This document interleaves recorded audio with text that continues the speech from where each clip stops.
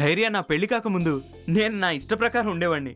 కానీ ఇప్పుడు పెళ్ళైనప్పటి నుంచి కేవలం నీ చెల్లెమ్మ మాటే నెగ్గుతుంది, ఇంకెవరిది నెగ్గదు. ఓకే, కానీ ఇక్కడికి రావాలన్న ప్లాన్ కూడా మేడం గారిదే. నేను ఎక్కడికైనా పిక్నిక్ కి వెళ్దామని ప్లాన్ చేశాను, కానీ మేడం గారు చెప్పారు మనం శివుడి గుడికి వెళ్ళాలని. అన్నట్టు ఆ టెంపుల్ చాలా మహిమగలది కదా. అంటే ఇప్పటి నుంచి నీ భార్య చెప్పిన దానికి నువ్వు గంగరెద్దులా తలాడి పెళ్లి చేసుకున్నాను రా. నా భార్య సంతోషం గురించి నేను పట్టించుకోకపోతే ఇంకెవరు పట్టించుకుంటారు? అదంతా ఓకే, కానీ పట్టించుకోవడం మాట అట్టుంచితే నువ్వు బాధపడాల్సి వస్తుందేమో. బాధపడాల్సి వస్తుందేమో అంటున్నారు? బహుశా మీకు పెళ్లికి అర్థం తెలియదు అనుకుంటాను, అందుకే మీరు ఇలా మాట్లాడుతున్నారేమో.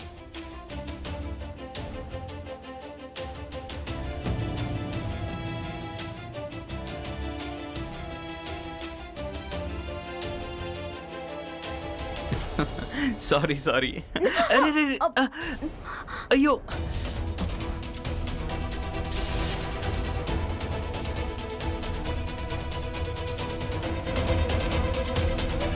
క్షమించండి, నేను చూసుకోలేదు. ఇట్స్ ఓకే, పర్లేదండి. చూసుకుని నడవలేవా? నా ఫ్రెండ్ షూస్ పాడు చేసేసావు నువ్వు. నీకు 1,00,000 సార్లు చెప్పుంటాను సరిగ్గా పంచేమని, కానీ నీకు అసలు బుర్ర అనేది ఉంటేనే కదా సరిగ్గా పంచేయడానికి. రేయ్, ఐఎమ్ రియల్లీ సారీ రా. నీకోసం కొత్త షూస్ తెప్పిస్తాను. రే ఏం పర్లేదు, ఇట్స్ ఓకే, తన తప్పేం లేదు. ఏంటి చూస్తూ నించో? క్లీన్ చేయి, క్లీన్ చేయి. మీన్ వైల్ నీకోసం కొత్త షూస్ తెప్పిస్తాను. రే ఏం పర్లేదురా, నువ్వు పని చెయ్యి, శాంతించు. నువ్వు ముందు లోపలికి వెళ్ళి 2 నిమిషాలు రెడీ అయ్యి త్వరగా రా. ఇట్స్ ఓకే, 2 minutes లో. త్వరగా రా. 2 minutes లో.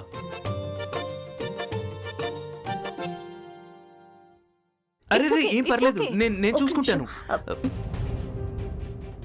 క్షమించండి, నేను చేసిన ఈ చిన్న పొరపాటు వల్ల మీ షూస్ పాడయ్యాయి. It's absolutely fine. అప్పుడప్పుడు తొందరలో ఇలా జరుగుతూ ఉంటుంది. అయినా మీరు మీ పని డెడికేషన్తో చాలా సిన్సియర్గా చేస్తున్నారు. మీరు తప్పుగా అనుకోకపోతే మా కోసం కూడా ఒక మంచి అమ్మాయిని, మీలాంటి అమ్మాయిని వెతికి పెట్టండి. పని మనుషులు ఇంత తేలిగ్గా దొరకరు కదా.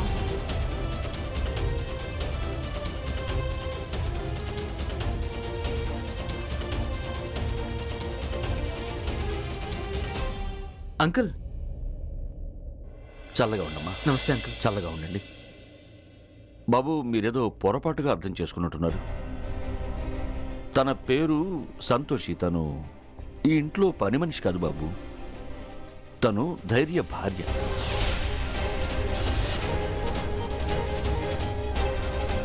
తను మా చిన్న కోడలు.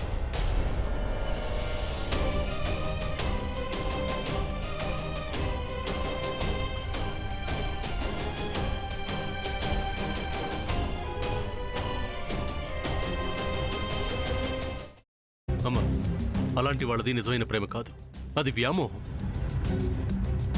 ఎగ్జాక్ట్లీ చిన్నత్త. నిజంగా ప్రేమించుకున్న వాళ్ళు అలా చేయరు.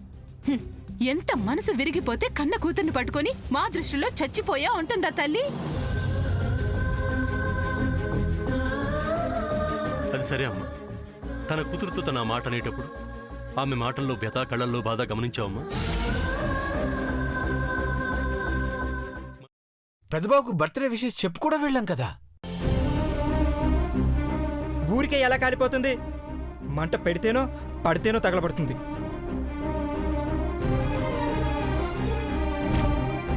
కరెక్ట్ చిన్నబాబు, నీకొచ్చినట్టే నాకు డౌట్ వచ్చింది.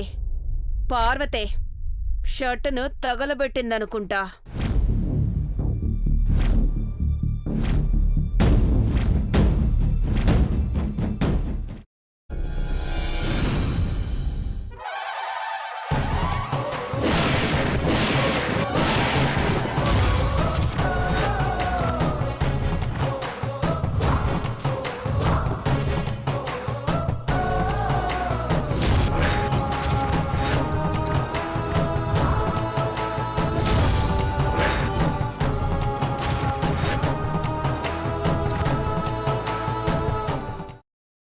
తర్వాత పొట్టు తీసేసి చాప్ చేసి పక్కన పెట్టుకోవాలి.